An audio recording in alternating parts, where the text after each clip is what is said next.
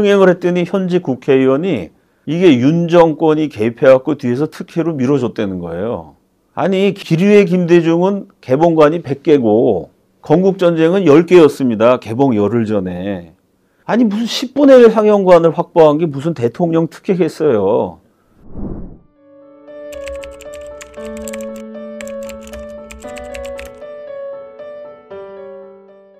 예, 뭐 충분히 생각해 볼 만한 지적이고요. 근데 이제 영화의 컨셉이 이승만에 대한 왜곡된 것을 바로잡자. 그럼 이제 왜곡된 거는 아무래도 과에 치우친 거니까 그걸 바로잡으려면 공을 말할 수밖에 없었습니다. 그래서 기본 컨셉 자체가 왜곡을 바로잡다 보니까 공을 강조한 쪽으로 됐는데 엄밀하게 따져보면은 공을 충분히 말하지 않았습니다. 왜냐하면 공은 영화에서 보인 것보다 훨씬 크고 많고 감동적인 게 많이 있습니다. 또 과에 대해서 뭐 이렇게 사실은 왜곡을 바로잡다 보니까 100분이 다 갔어요. 그렇지 않습니까? 영화가 한정돼서 10시간, 20시간이 아니라서 100분이라는 한정된 시간 안에 작품을 통해 왜곡된 걸 바로잡는 데 집중하다 보니까 공이 조금 강조되긴 했지만 그렇다고 공이 충분히 다뤄진 것도 아니고 또 과에 대해서도 충분히 다루지도 않아서 이번 작품의 컨셉은 왜곡을 수정하는 거고 다음번에 혹시 기회가 되면 뭐 공과 과에 대해서 훨씬 심도 있게 다룰 기회가 있을 거라고 생각을 합니다.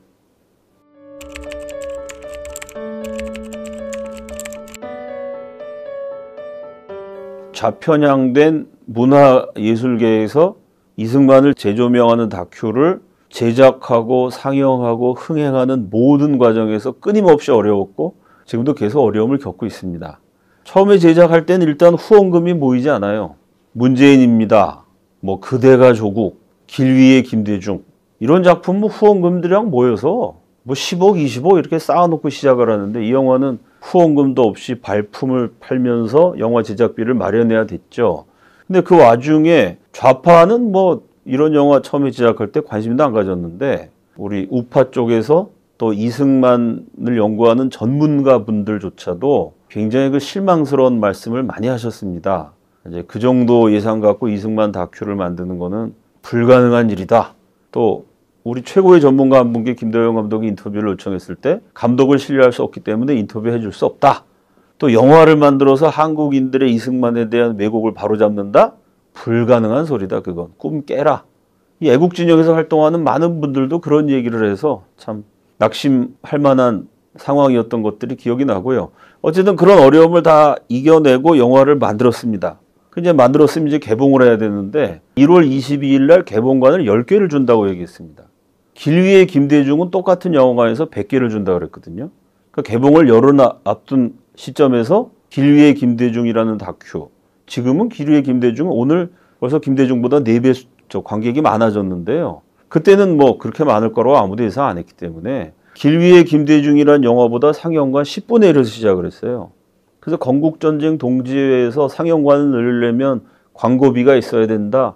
십시일반 성금을 모금하고 극장 측이랑 뭐 거의 협상이지만 전쟁을 방불하게 하는 아주 투쟁을 해갖고 결국은 그 극장에서 이제 86개의 상영관을 확보하게 됐습니다. 그래서 어렵게 제작하고 어렵게 개봉을 했어요. 근데 그 다음에 또 다음 포털, 네이버, 무비 차트 이런 포털 사이트, 그 다음에 영화 예매하는데 이런 데에서 이유는 뭔지는 모르겠는데 건국전쟁 영화 포스터를 올려주지 않는 거예요. 개봉하자마자 순위가 뭐 3위, 4위 이랬습니다. 그럼 순위가 20위인 영화도 포스터가 있어요. 당연히 우리가 네이버나 이런 데서 영화를 검색하면 영화 포스터랑 정보가 나오죠. 근데 이상하게 건국전쟁만 포스터가 없는 거예요. 그래서 또 거기다 항의 전화를 하고 댓글을 달고 그래서 아니 영화를 개봉하면 당연히 포스터는 실어주는데 유독 건국전쟁만 포스터를 안 실어줬습니다. 참 영화 포스터 한 장 실는 게 이렇게 어렵구나. 딴 데는 다 자동으로 되는데. 그걸 느꼈고요. 그래서 어쨌든 나중에 뭐 포스터까지 실어줬어요. 그리고 예상을 깨고 흥행을 했습니다. 흥행을 했더니 현직 국회의원이 이게 윤 정권이 개입해갖고 뒤에서 특혜로 밀어줬다는 거예요. 아니 기류의 김대중은 개봉관이 100개고 건국전쟁은 10개였습니다. 개봉 열흘 전에. 아니 무슨 10분의 1 상영관을 확보한 게 무슨 대통령 특혜겠어요. 말도 안 되는 얘기지. 온갖 고생을 다 해서 여기까지 왔더니 또 뭐 정권이 밀어준다 특혜다. 뭐 오늘도 계속해서 시비가 붙고 있고 계속해서 싸움이 진행되고 있습니다.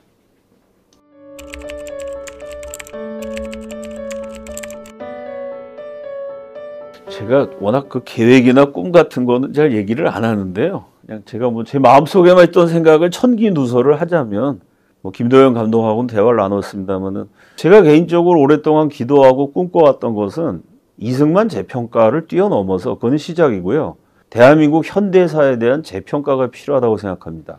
5,000년 우상 숭배하던 나라가 예수님을 딱 믿고 하나님을 경배하는 나라로 건국을 했더니 5,000년 동안 없었던 일이 마구마구 벌어졌기 때문에요. 제가 꼭 한국인이어서가 아니고 대한민국이란 나라는 기독교사적으로 굉장히 의미가 있는 나라. 대한민국을 제가 찬양하자는 게 아니고 물론 우리 나라를 제가 사랑하지만 그 대한민국이라는 나라를 있게 하신 하나님을 얘기하고 싶은 거죠. 제가 이승만을 강의하는 이유도 이승만을 알면은 그 이승만이라는 사람을 변화시킨 하나님 얘기를 안 할 수가 없고 그 하나님의 귀를 기울이다 보면은 결국 마음을 열고 기독교인이 안 될 수가 없습니다. 제 강연을 들으신 분들 가운데 야 대한민국에서 애국자가 되려면 기독교인이 안 되면 할 수가 없다는 걸 깨달았습니다. 많은 분들이 저에게 그런 연락을 하셨고 또 많은 지식인들이 그런 얘기를 했습니다.